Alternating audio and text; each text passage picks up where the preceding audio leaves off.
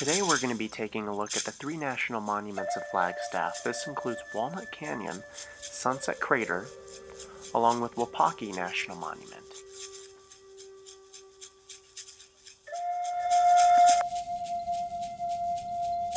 When should I visit?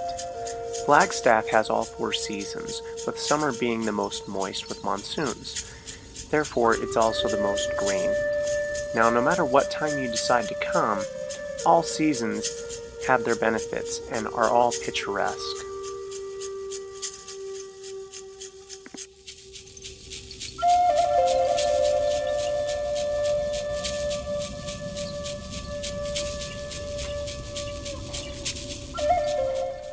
As you work your way down to the island trail from the visitor center, make sure to watch your step just for the fact that these steps that you're going down are very steep, and if you have any little ones with you, it's a good idea to hold on to the handrail as well as them. In this next shot, you'll see the island trail itself, along with the cave dwellings that are accessible to the public. There are some sections of the trail that have cave dwellings that you cannot access, but the National Park Service has done a good job of putting signs in front of the openings to let the public know that they are not allowed to go in. In the next shot, you'll see us going into one of the cave dwellings that is accessible to the public, while making sure that we don't touch anything, because even the oils on our hands can damage some of the rock surfaces or the artifacts in the area.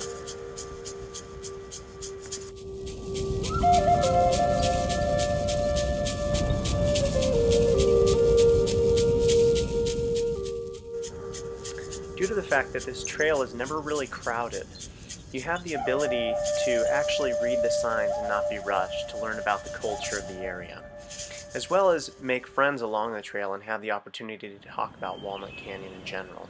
This is an example of a few friends that we met and were able to discuss the landscape and culture of the area with.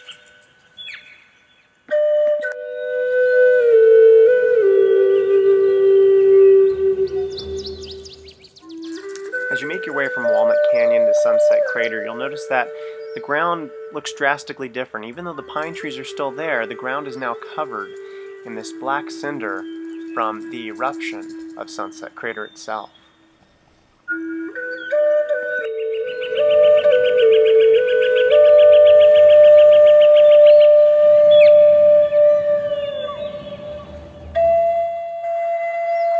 As you get into Sunset Crater, you'll notice that there are a variety of trails that you can actually go explore that allow you to get into the actual lava fields themselves. Just make sure you're careful because these are volcanic rocks, and as many of you know, they're very, very sharp, and it doesn't take more than a little bit of a trip to cut yourself on these rocks.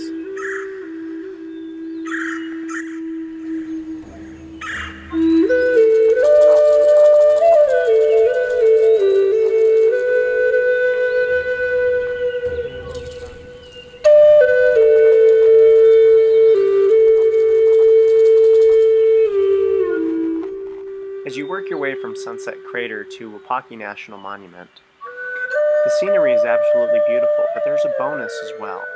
And that bonus is that the entry fee you paid coming into Sunset Crater is also valid at Wapaki, meaning that you don't need to pay another entry fee to get into Wapaki. As you start working your way closer to Wapaki, you'll notice that the pines transfer into junipers. And as you get further, the junipers will also slowly diminish into desert-like vegetation.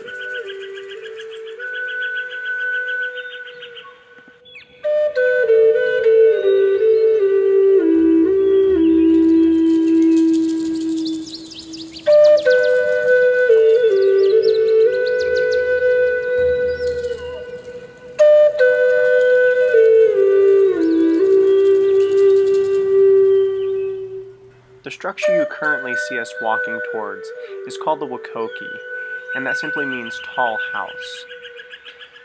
You're able to go ahead and walk inside the Wakoki and to experience the different rooms throughout the Wakoki, as well as the windows that give you great vantage points of the landscape. You'll also notice that there's some remnants of Sunset Crater here, and by that I mean that there's also cinder here as well from the eruption of Sunset Crater, as you'll see in the next shot.